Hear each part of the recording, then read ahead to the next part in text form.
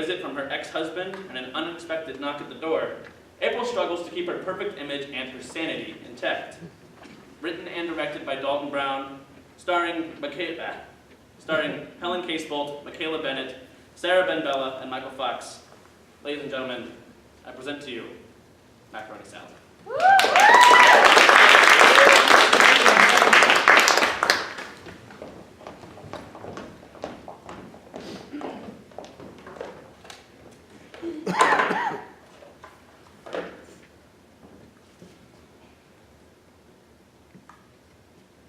I am so tired, I can't do this anymore.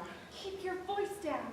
I can't take it anymore. Listen, I've got a plan to get us out of here. Do you see that fillet knife on the counter?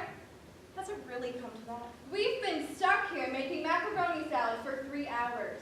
This is the only way. Look, I'm going to distract her. And whenever I give the signal, you take that knife and stab her right in the shoulder. While she's down, you'll escape. Can you do it? I don't know. Don't go soft on me, Betty. Good news, girls. I just got off the phone with Pastor Harry, and he said that Madame Claire Belle's boarding school for deaf orphans is sending 3 buses over for the church picnic tomorrow. Do you know what that means? We get to make even more of my famous macaroni salad. Please, April, just let us leave. Betty, I am surprised at you. Why do you always treat everyone with a different socioeconomic background than you with such contempt? What did the deaf orphans ever do to you to deserve such hatred? I, for one, am going to do everything in my power to make sure that those children have at least one positive memory in their tiny brains before they go back to that hell, which is their daily existence. But I suppose since you want to give up, I should just call up Pastor Perry and have him sign to the orphans that we hate them, and they aren't worthy of happiness or macaroni salad. Stop being so dramatic. I don't hate the orphans. Could have fooled me. Now get back to work. Okay, I'm working, see? No need to use the spoon again. Look, I know we're all a little bit on edge right now, but I think we can all agree that we want this batch of macaroni salad to be absolutely perfect. You know, Linda Petriarca always thinks she can outdo me every year with that silly little cookie pizza that all those disgusting children love. But my macaroni salad is and always will be the superior church picnic recipe. I've always thought Beth Cunningham's boysenberry pie was better. You mean Beth Cunningham? She's always got that smug look on her face, just because her husband has exclusive control over the grill. But if she thinks her pie has anything on my macaroni salad, she has another thing coming. Her husband will probably just burn the veggie burgers again like last year. That'll wipe the smug look off her ugly, bulged. So it's a mutiny, is it? I am so sorry. It was all Heather's idea. I should know. We're tired of helping you with the macaroni salad. It's been hours, and I need to pick up my son from school soon. Of course. Your sweet son, Leopold. What kind of a name is Leopold, anyway? It's his father's name. Well, Junior can take the fucking bus. He's got work to do. Baptist. No, I can't take it anymore. I won't do it. I can't do it. Calm down. I don't take your stabbing attempt personally. I am tired of making macaroni salad for you. Macaroni salad is the bane of my existence. Macaroni salad haunts my dreams. Macaroni salad is the devil incarnate. It's your recipe. You should be the one making it. You're going to take all the credit tomorrow anyways. Preach. I want to take a bath, and I don't care how hard you point that spoon at me. I'm leaving, and if you don't let me go, I will smash this jar of mayonnaise.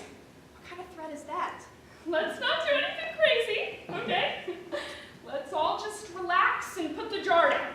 That's right, your last jar. Without it, you won't be able to finish your precious macaroni salad. Plus, it will be really hard to clean up. Put the jar down, Betty. I'm leaving. I'm going right out that door, and if you try to stop me, the jar gets it. Please. Not one step closer. Don't you dare leave without me.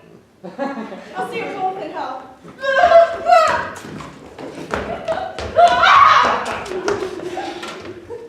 What a surprising turn of events. Well, looks like we don't have any more mayonnaise. Looks like we can't make any more macaroni actually.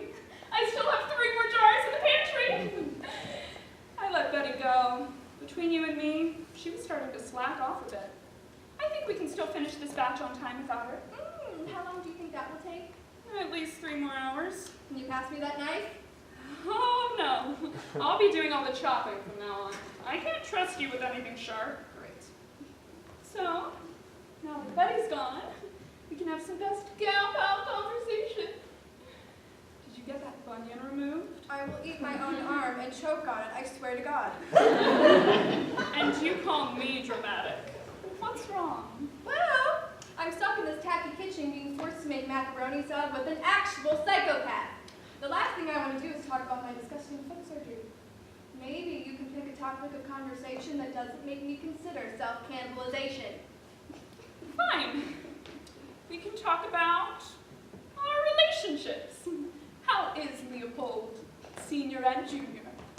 My husband is fine. He works late, and the sex is extremely monotonous. But at least he stopped leaving his wet towels all over the bed.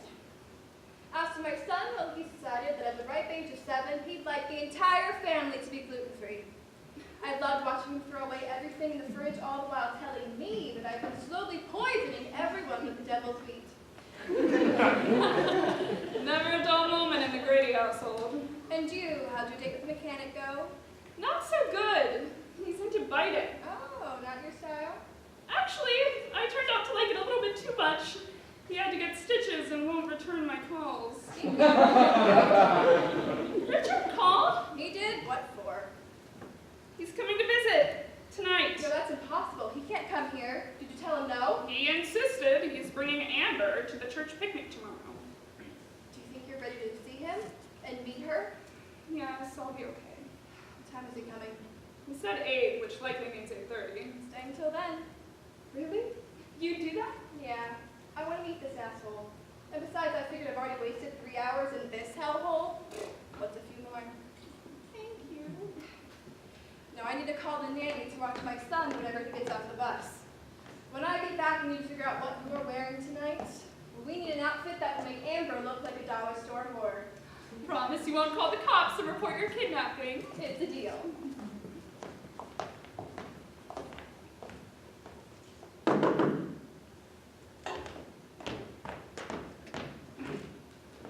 You.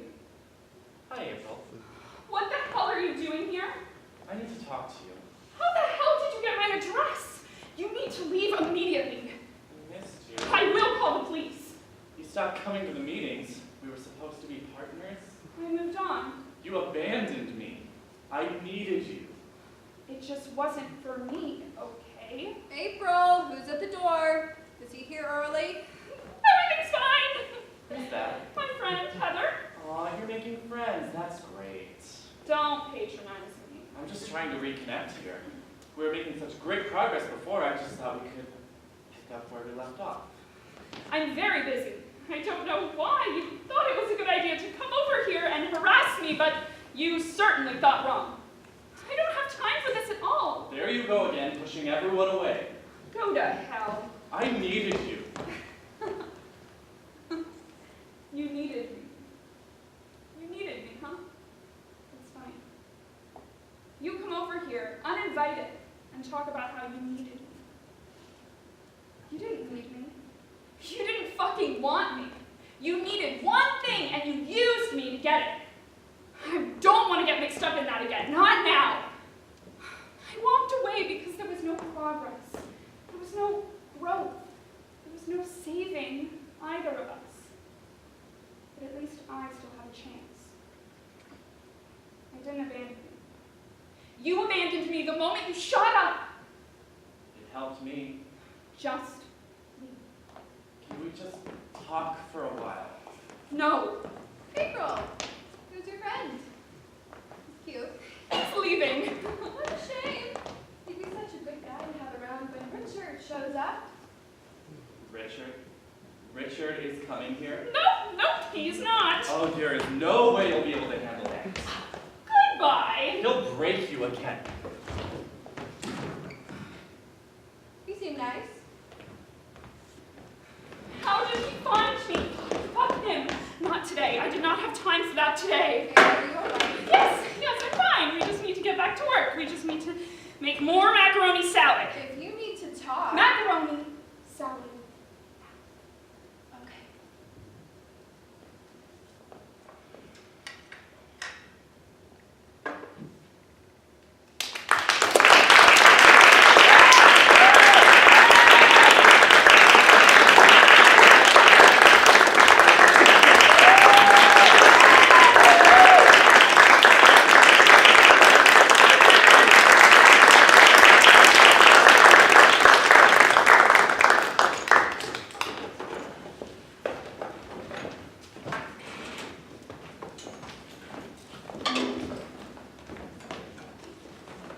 There's a conflict in our lives that we face at least once in our lifetimes. Most common around puberty, and some more often than others. Some even so much that it's practically a battlefield from the minute that they open their eyes in the morning. Nevertheless, in the process of becoming a film, Peter Fields writes about just one of many conflicting topics between generations and the concept of what's right and wrong. How was it constructed into a one-act over a 6-day period is a miracle in itself. So without further ado, directed by Courtney Kennell and starring both Stephen Bundy and, James, I forgot your last name. James Michaels, Ladies and gentlemen, I present the interview.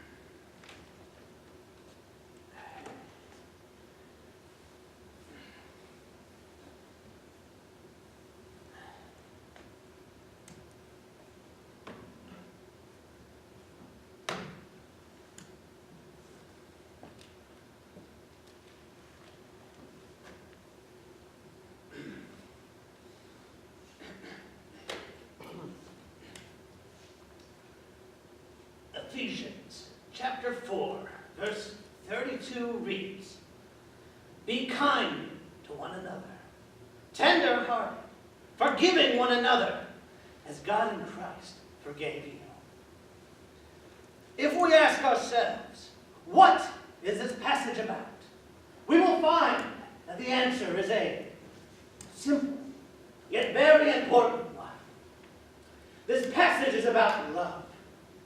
Truly, I tell you, brothers and sisters, the turmoil of war, hatred, and violence which has engulfed our world can only be extinguished if we set aside our pride and our anger and love one another.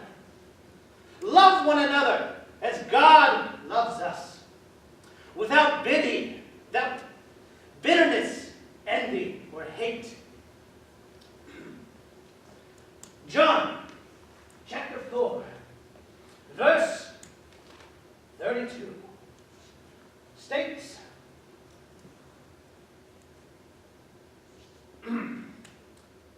"Let us love one another, for love is from God, and whoever loves has been born of God and is of God."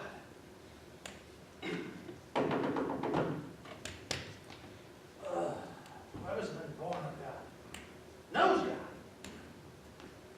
and has been born. How can I help you? Gabriel Benjamin Harris Stoltz. You can call me Gabe. Hold on. If you're here to sell me something, don't bother. I'm not buying. I'm sorry. No solicitors are allowed in this neighborhood. Oh, I'm not here to sell you anything. You are Pastor Gerald Harris, aren't you? Crestwood School Board member. I am, yes. I'm the student reporter from Westview High School. I sent you an email yesterday asking for an interview. Here's my press ID. Our school once said old reporters wear these when we go out in the field. A lot of kids think it looks silly that we have to wear it, but I sort of like it. I'm sorry. I thought I sent you a reply saying I would meet you if I had time. I'm currently in the middle of something, so if you don't mind. Please, it won't take long. 10 minutes tops. Our deadline is tomorrow, and we really have to get this interview in. I had to take 3 buses just to get here. I'm sure I can spare a few minutes. Yes, thank you so much for doing this for me. Thank you so much. Have a seat there.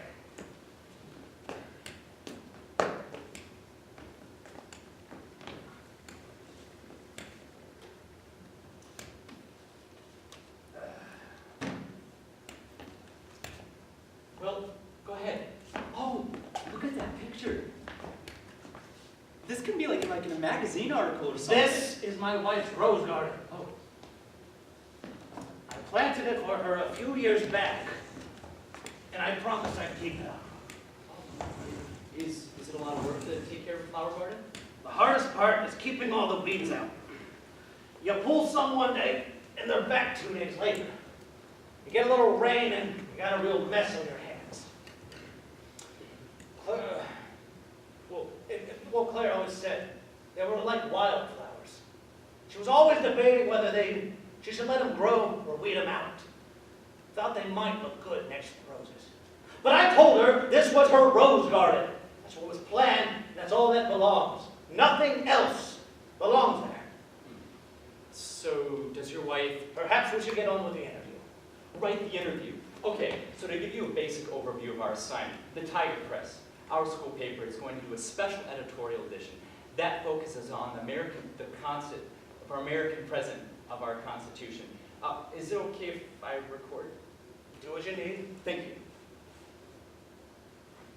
Where was I? The constant of our American. Oh, right. So we will specifically highlight certain hot-button topic issues, such as the right to bear arms, LGBTQ rights, prairie schools, etc., and so forth, and how these issues may threaten and or uphold the constitutional rights of our U.S. citizens. And what does this have to do with me?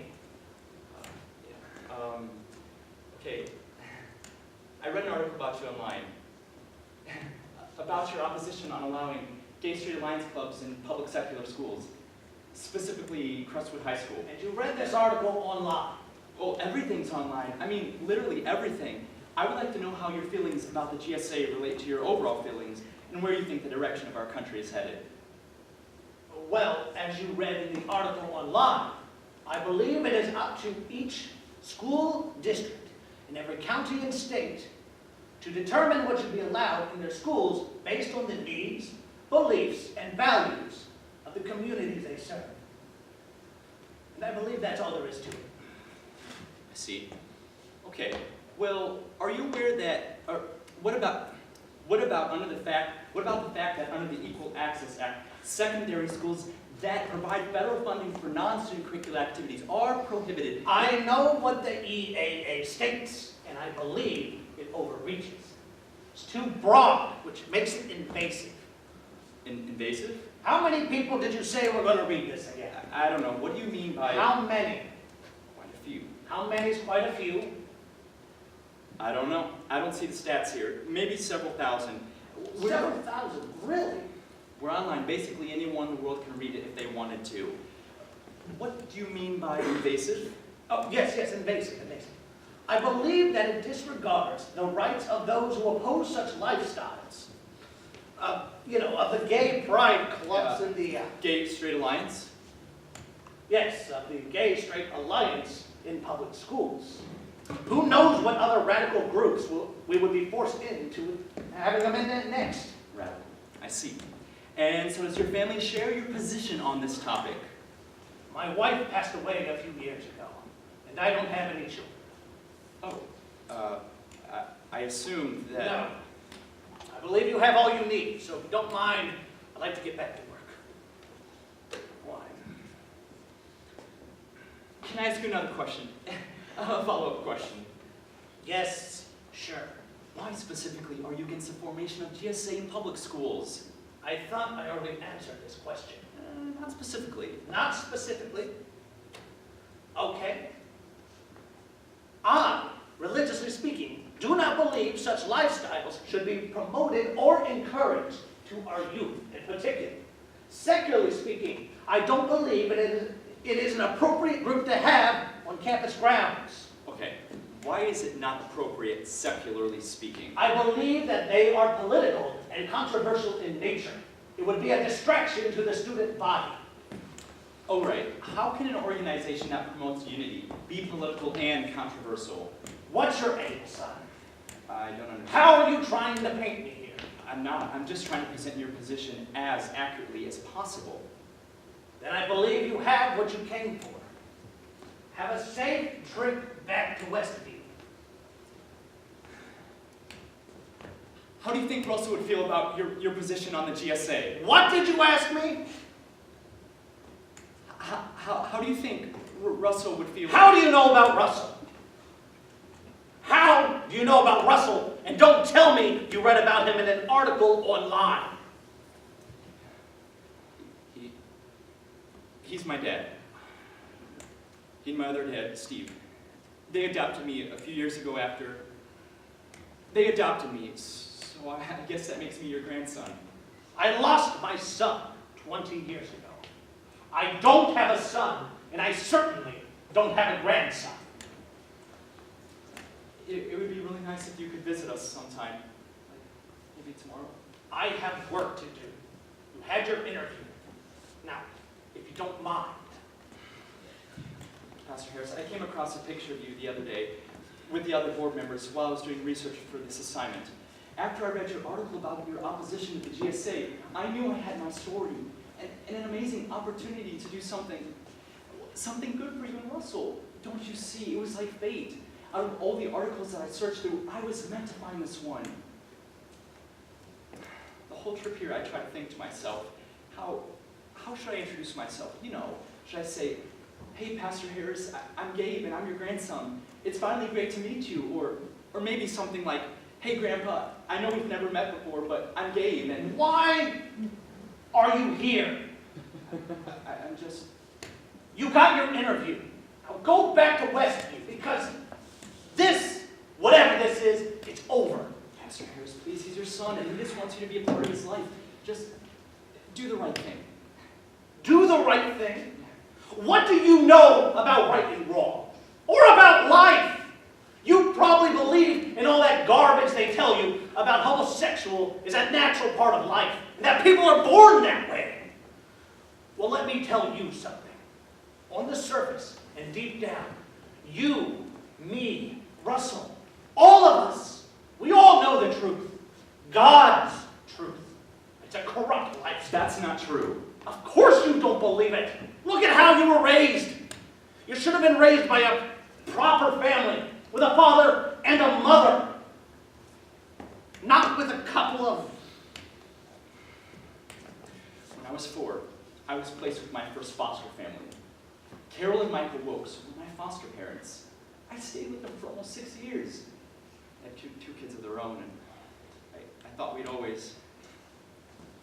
When I was in 5th grade, there was this boy in my class that I really liked a lot. It was on a Friday. By the end of the day, I decided to write him a note. I wrote, Colin, I really like you a lot, and I hope you like me too, or something like that. I placed it in his book that was on his desk, like a bookmark. I went back to my seat and waited. I was so nervous. A part of me knew that could go really wrong, but I didn't care, and I didn't see it as being gay or anything. It was how I felt, and I wanted him to know that. I read the note, and he looked up at me from across the room. He smiled. So happy. It was stupid to think that. I don't know.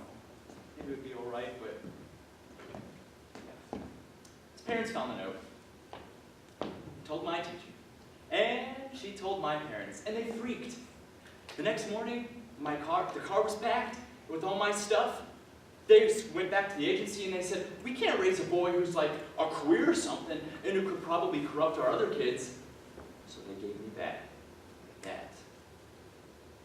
A few months later, Russell and Steve took me in. adopted me a year later.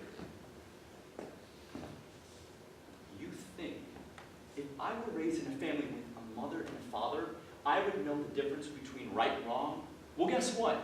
I was raised in a family with a mother and a father, and they gave me back like some kind of object that they didn't want anymore.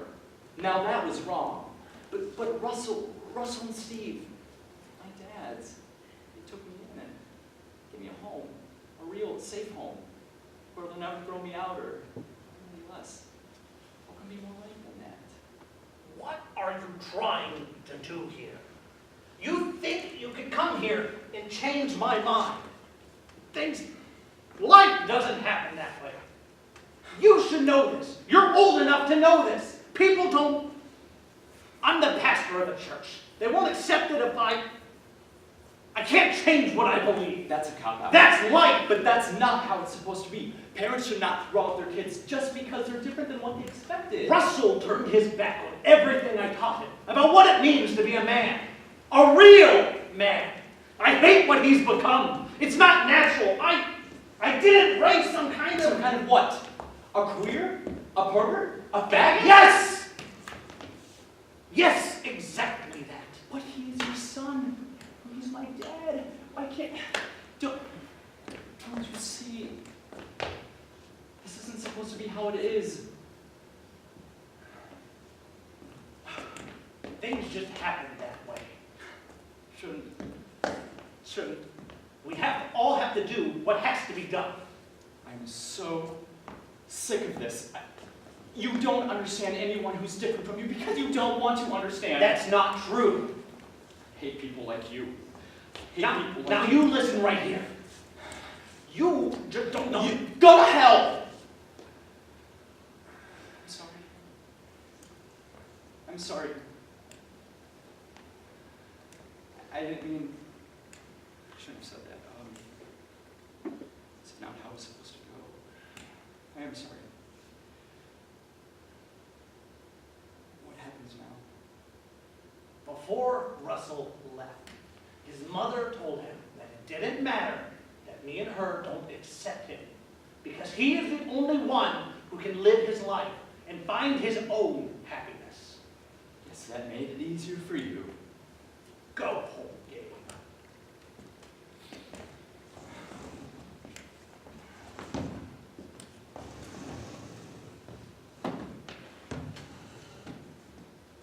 Dad has a picture of you. Mom. His birthday party when he was 10, I think. Keeps it in a picture frame in our family room. Scanned and made a copy for you, in case you didn't already have one. Also, made another copy by other dads and me.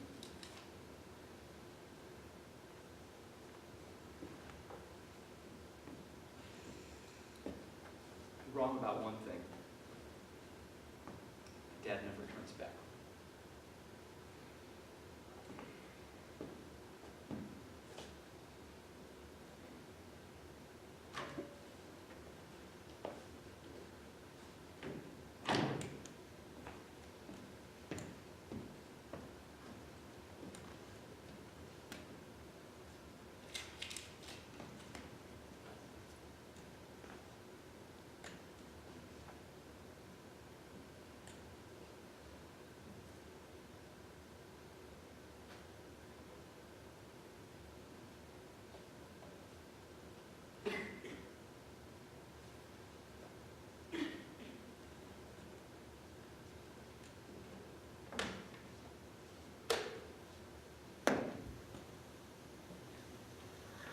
Truly, I tell you, my brothers and sisters, the turmoil of war, hatred, and violence that has engulfed our world can only be extinguished if we set aside our pride and our anger and love one another. Love one another as God loves us, without envy, bitterness, or judgment. 1 John chapter 4, verse 7 states, "Let us love one another, for love is from God, and whoever loves has been born of God and knows God."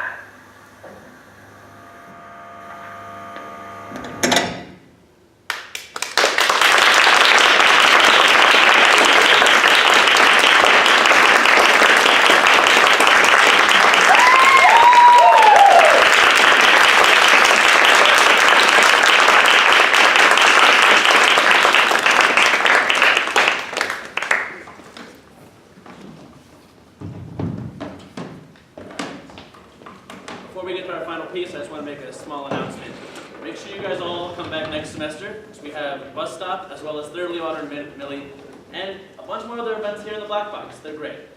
So, our final piece is called Safety Off Pain, and it has been written and directed by Daniel Loznak, and it examines the last hour of Latin American revolutionary Che Guevara's life. Captured in Bolivia by a covert operation between the CIA and Bolivian military forces, Che is tied up and imprisoned in a mud hut that was once used as a schoolhouse. Ladies and gentlemen, I present to you our final piece, Safety Off.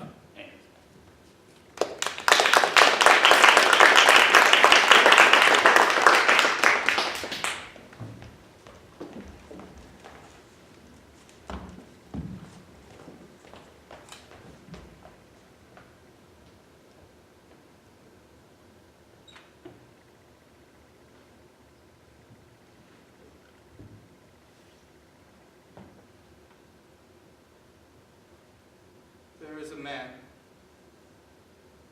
In the village where I grew up, there is a man.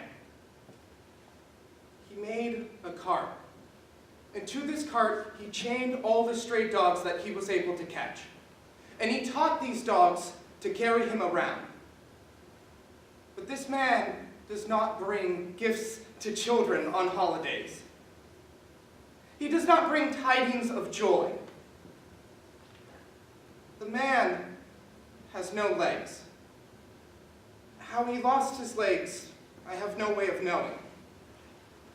The dogs, they work extensively, but they never seem to get him into the mud hut he calls a home without a struggle. They get hot in the sun. They drool. They get overworked. They run out of breath.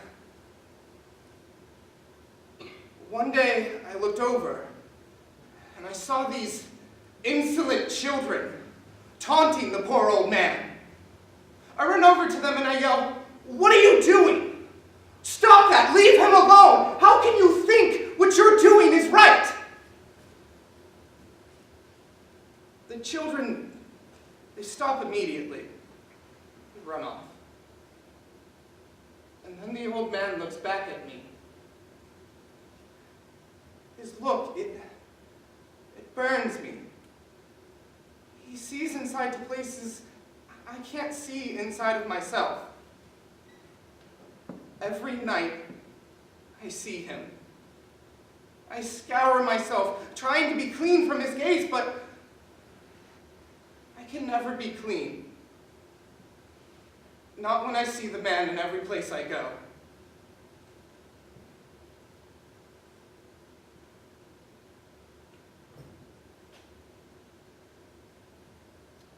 So what are we waiting on? The United States? Waiting for the United States to actually act. You know, I met your president. I did. President Kennedy. I thanked him. The Bay of Pigs was the greatest thing to happen for the Cuban Revolution. It united all of the people. It gave us a common enemy to fight against. They killed Kennedy for being too revolutionary. Cannot imagine what will become of me.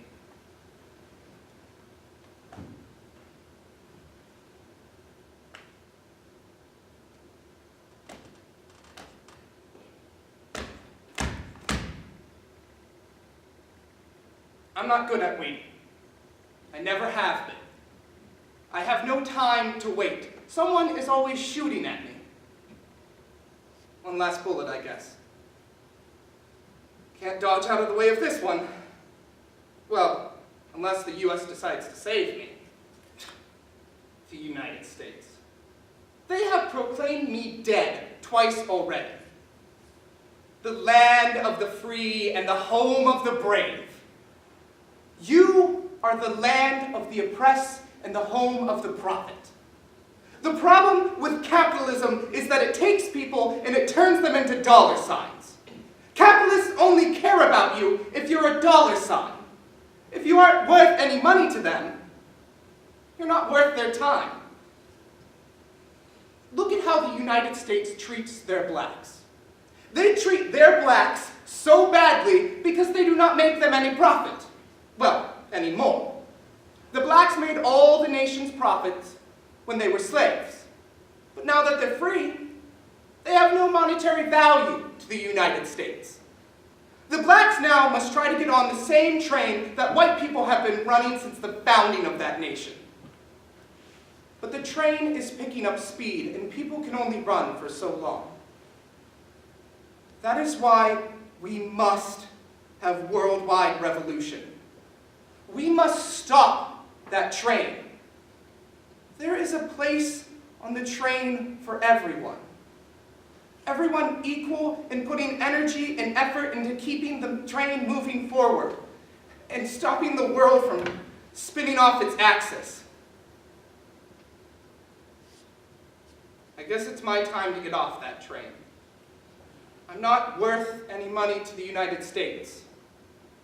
Although, my trial would be of some value to the newspapers. My death, though, that would sell more papers. Some legacy. His death sold papers. I'm not even sure my death would sell that many papers. Your press corps has ignored me on every single step of my journey. They care about Fidel. Now, he's in charge. He should be in the news cycles. But he did not win the Cuban Revolution alone.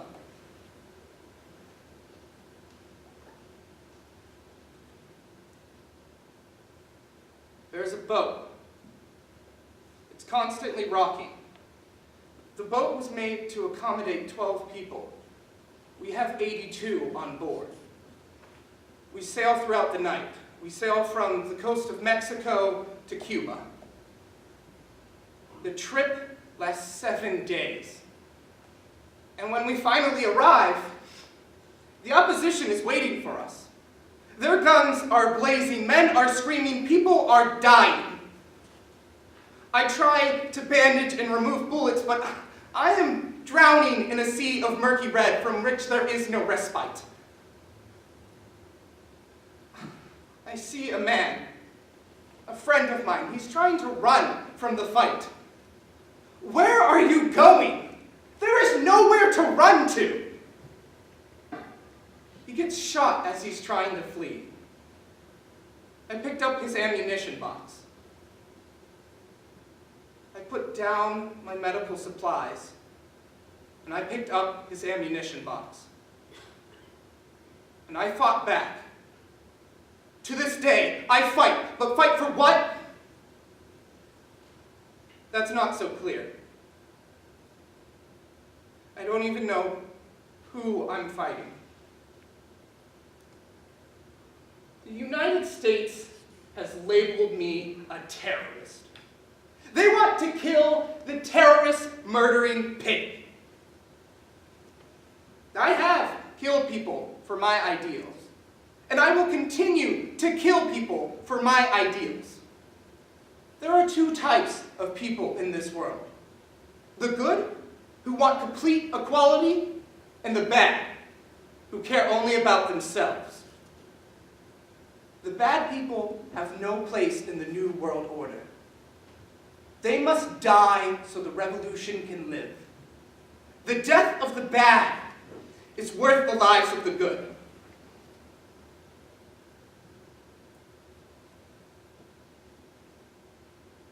I feel so tired.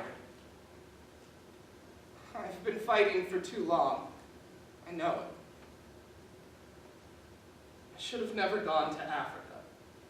If I had focused on Latin America, then the world would have seen that one continent can be run under the same system and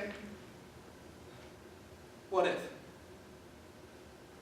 I've never had to question what if before. I ran, I killed, I conquered, and I lost. Fidel does not share the same passion for worldwide revolution. Now, Cuba may be too small of a hub for worldwide change, But we weren't too small of a hub when we had missiles. The entire world cared about Cuba then. They cut us out of negotiation. The United States went to Russia and cut us out of negotiation. The one place we had power. And they went behind our backs. The missiles were in Cuba. How are you not going to communicate with Cuba?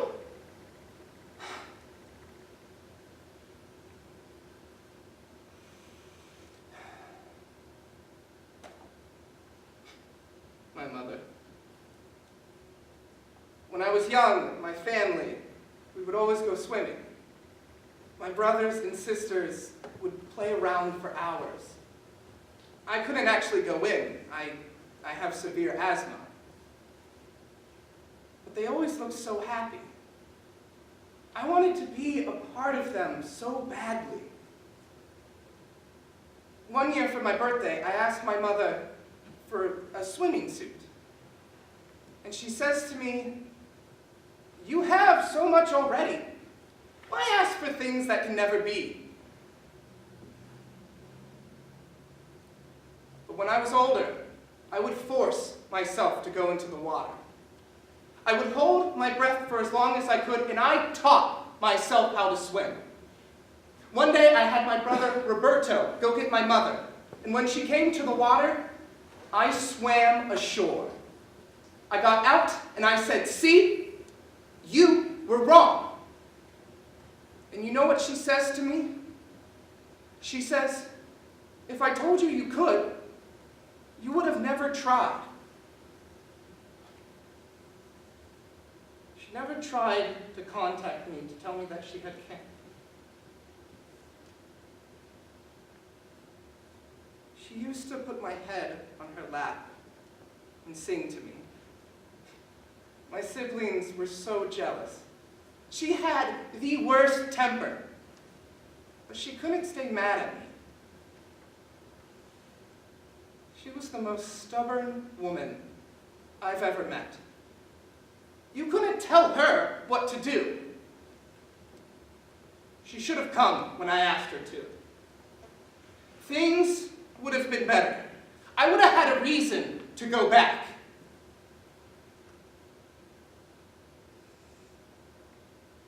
After the missile crisis, Fidel and I would have many fights. We didn't hate each other. We didn't like each other any less than we did before, but something had changed. Something between us had shifted. When we saw each other, the molecules in the air, they felt different. You keep a friend for so long, and you trust them. You think they're always going to be by your side, and one day, they just don't show up. You may see them, you may talk with them. They might be sitting across the table from you, but they have stopped showing up a long time ago.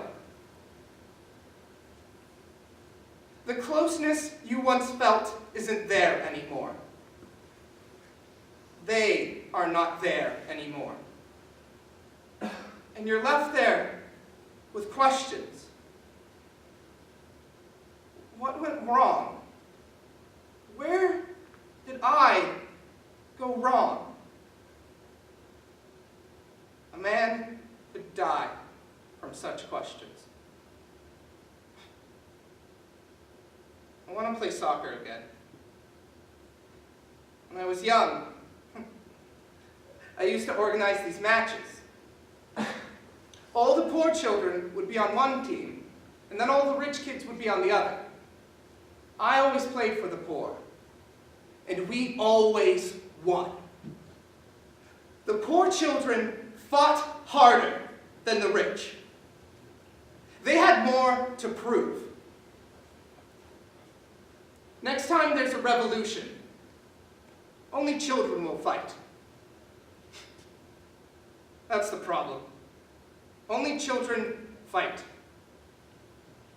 But they do not know what they are fighting against. Only that they are fighting.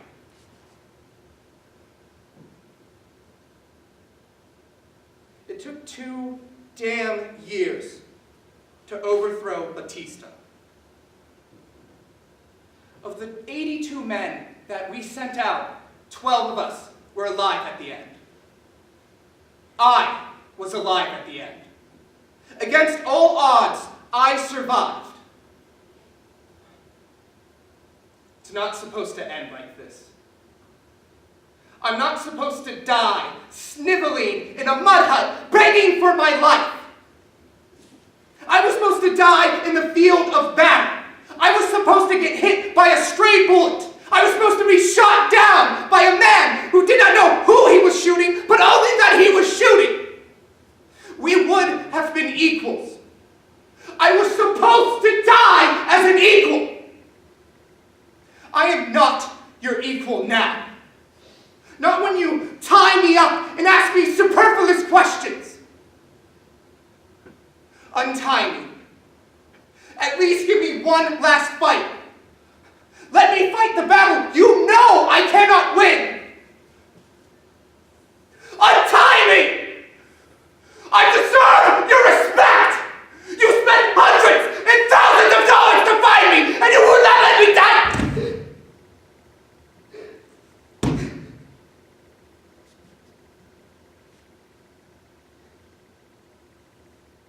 This is how it ends.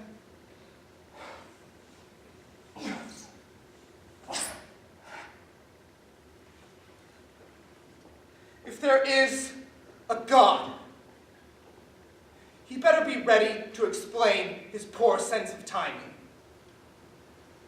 his broken systems, and why so many people die of lives of poverty by his hand. I am not afraid of God. God should be afraid of me. You may kill Che Guevara, but you will never kill the revolution. My death will spark extremists, and they will bring my revolution to fruition. You may kill me, but you cannot kill intelligent people. People who know there are better ways of government and better ways of life. And then you will have to come and negotiate at our table. Only we will not negotiate with your special brand of terrorism. You will be defeated. And you will not be able to hide in your buildings on Wall Street. You will not be able to keep your houses armored. You will not be able to hide in your government bunkers. The people who run the houses, the bunkers, and your banks will catch on to your wrongdoings. And they will join the revolution. Headline: the revolution begins. The system you made is broken. You cannot hide anymore.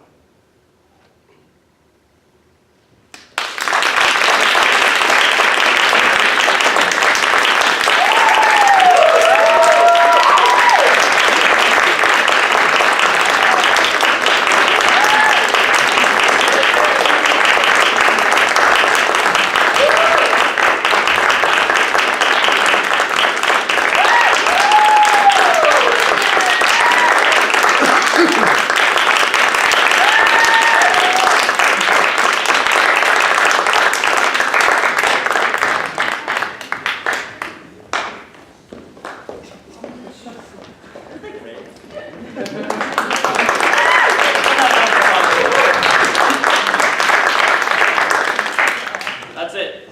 Thank you all for coming out. And if any of you have anything else that you've written and you want to have this happen to them, go for it. That's all you need. That's what this was driven behind. Just your want and your need to just do theater. Do something great. You saw 3 wonderful pieces tonight. Thank you all for coming.